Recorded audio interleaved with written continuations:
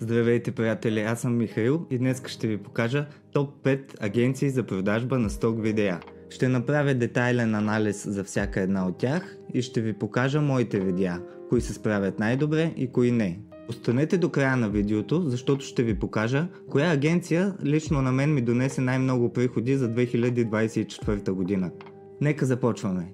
На пето място в моята класация съм поставил Pond 5 или както аз си казвам Pond 5. Това е една от топ 3 агенции в последните 20 години, така че конкуренцията е огромна, но пък продажби се случват често. Изненадващо или не, Pond 5 се справи много добре миналата година с продажбата на Data Asset, а и софтуер, който прави видеа. Pond 5 е страхотна платформа, особено ако създаваш по-нишови видеа. Едно от големите предимства е, че одобряват значително бързо и плащат добри проценти. Ако си не ексклузивен автор, получаваш 30% от печалбата, ако си ексклузивен 40%. Какво означава това? Ако дадеш едно видео ексклузивно на Pond 5, означава, че нямаш право да го качваш в нито една от другите платформи. В замяна на това обаче Pond 5 ти дава по-голям процент, 40 до 60. Освен добрия процент, още един от плюсовете на Pond 5 е, че само определяш цената на видеята си. Конкуренцията в Pond 5 е огромна. За да се отличиш там, трябва да си много точен в това, което снимаш, какви ключови думи използваш и описанията. Освен това, качеството на видеята е много високо. Има много професионални автори, които използват висококачествени камери. Нека видим как се справих аз в Pond 5. Това е видео номер 10. Да започнем малко по-далеч за него. Самата сесия беше за заснемане на фитнес облекло. Имах клиент, който продаваше оверсайз потници. Модела, който използвам, павката, се справи много добре. Бях взел димки и си мислех, че ще стане нещо добро за Хелоуин. Тази сесия се оказа доста сполучлива и няколко кадъра от нея ми се продадоха по няколко пъти. Това е един от тях. Заснет отзад. В повечето случаи, когато един клиент купи кадър, купува и други подобни, за да може да ги използва в концепцията си.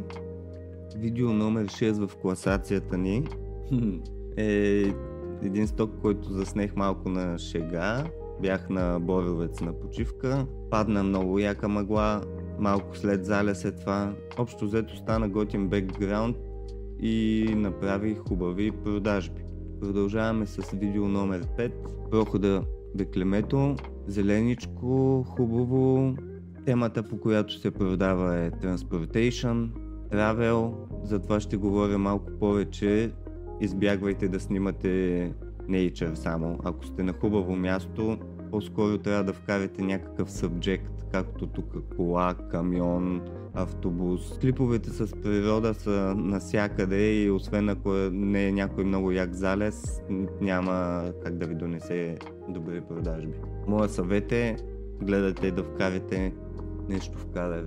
Този кадър, не знам аз как се продава толкова добре, съвсем случайен, на почивка бях в Гърция, това от ферибота в Кавала. Продължаваме с топ 3. Тази апокалиптична гледка е на язовир Студена.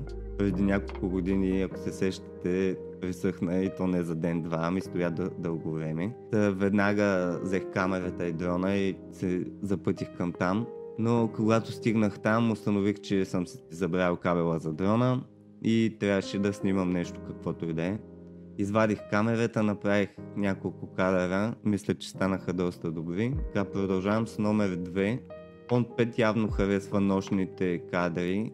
Нещо бях си тествал обектив или съвсем случайно вечерта снимах пълна луна. Видеото, което ми донесе най-много печалби, също е от Боровец, от същата сесия, която преди малко ви показах. Ето е тази. Кръстил съм го Cabin in the Dark Misty Wood. Мисля, че се харесва доста от аудиторията и ми е изкарал доста, не само в Pond 5. На четвърто място по приходи за мен е iStock. iStock е част от голямата компания Getty Images. Един от най-старите и уважавани сайтове за визуално съдържание. Аз лично познавам доста хора, които се справят много добре в iStock Exclusive и се издържат само от това, но аз избрах друг път. Продавайки не ексклузивно в iStock, печелиш 20% от продажбата, а ако решиш да бъдеш ексклузивен и да продаваш само при тях, можеш да достигнеш до 45%. Това се определя в зависимост от броя на свалянията на края на всяка година. Пазар е огромен, повечето големи рекламни агенции го използват, както също и повечето големи компании. Конкуренцията не е толкова масова както в Shutterstock. Лично за мен минусите в iStock са, че процента за продажба е много нисък. Нека видим как се справих аз в iStock миналата година. Снежен пейзаж, който заснех на Беклемето. Важното в случая е, че колата е достатъчно далеч и не се вижда каква марка е. На четвърто място в нашата класация е този минималистичен бекграунд, който направих на After Effects. Да, търсят се motion графики и то доста. Пазар е доста наситен, но ако правиш добри неща, също се продават. Когато нямам какво да снимам, навънка времето не е подходящо и трябва да бъда продуктивен, правя motion графики. В топ 3 влиза този кадър, който направих на Витиня. Това е едно от местата, които често посещавам. Камионите се продават доста и ако заснема камиони на хубави гледки, определено може да ми донесе доста добър доход. На второ място е кадър от същата сесия. Просто условията бяха много добри. Опитвал съм да снимам и на залез тук, но става тъмничко, планините крият. На първо място е този страхотен силует на залез. Да ви кажа малко повече за това видео. Като цяло беше доста трудно да го организирам. Трябваше някой да шофира колата ми. Аз бях седнал в багажника, на отворен багажник, държах гимбала и камерата и същевременно модела караше близко до мен. Това са много трудно осъществими неща, но пък си струват и този кадър се продава много добре. На трето място в моята класация поставям Adobe Stock. Adobe Stock е интегрирана с цялата платформа на Adobe. Premiere, After Effects, Photoshop. Много лесно там потребителите могат да купят твоя изображение. Процентите, които получаваш от Adobe Stock са доста добри. Дават над 30% за продажба. Нямат опция за ексклузивност, можеш да продаваш навсякъде. Видеята там все още се продават на добра цена и все още subscription не е навлязал.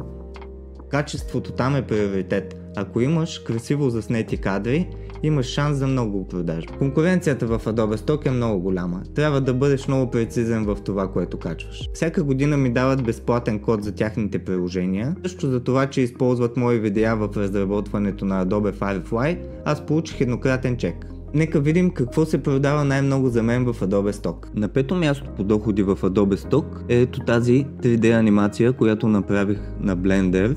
Аплоднах я може би 2 месеца преди да стане есента. На четвърто място в Adobe Stock е този кадър, който съм направил сам на себе си. Ползвал съм телевизора като бекграунд, концепцията е ясна.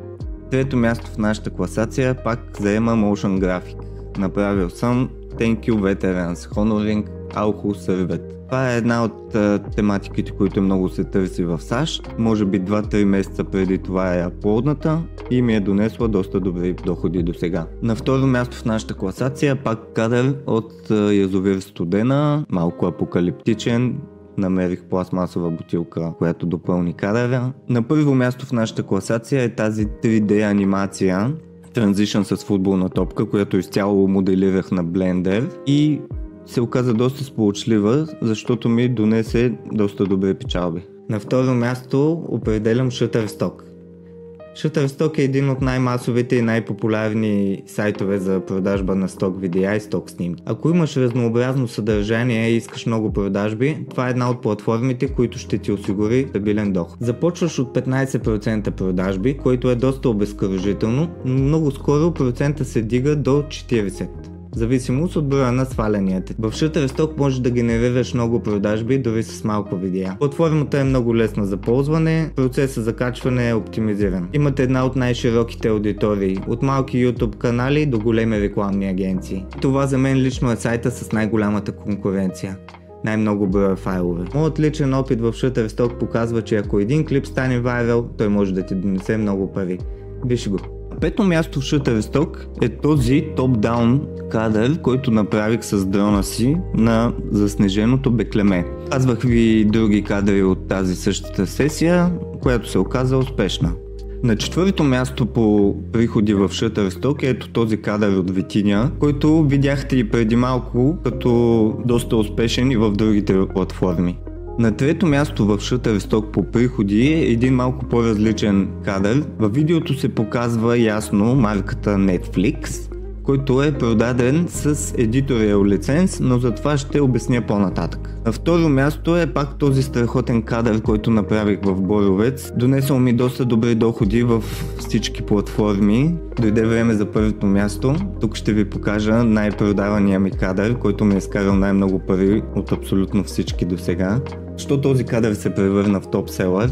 Моето лично мнение е, че симетрията в този кадър и това, че темата е много търсена широко, го направи вайрал. Така той се продава всеки месец по няколко пъти и да се надявам ще продължава да се продава. Сайта, който ми донесе най-много приходи през миналата година, за изненада на всички, е Envato Elements. Envato Elements е сравнително нов модел на пазара.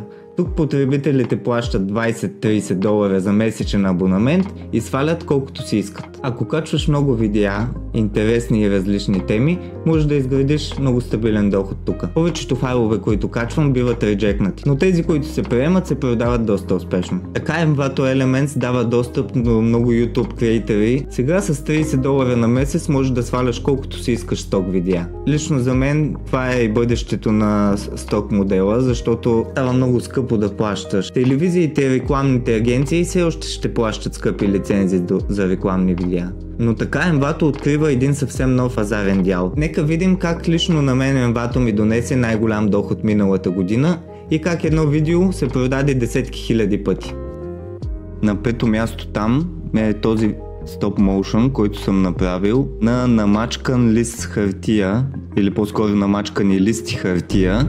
Малко повече да ви кажа за това видео. Един ден си цъках в Canva, видях кои бекграунди са най-сваляни. Това е голям тренд, има много ютубъри като Али Абдал и Алекс Хармози, които го използват. Та реших да направя и аз. На четвърто място в нашата класация е този motion graphic background, който направих. Исках да е нещо минималистично, изчистено, с контрастни цветове, тъмно-синьо и златисто, както е в случая. В различните платформи се продава много добре. На трето място в нашата класация е естествено кадър от Витиня. Явно тази сесия ми е една от най-успешните в абсолютно всички платформи.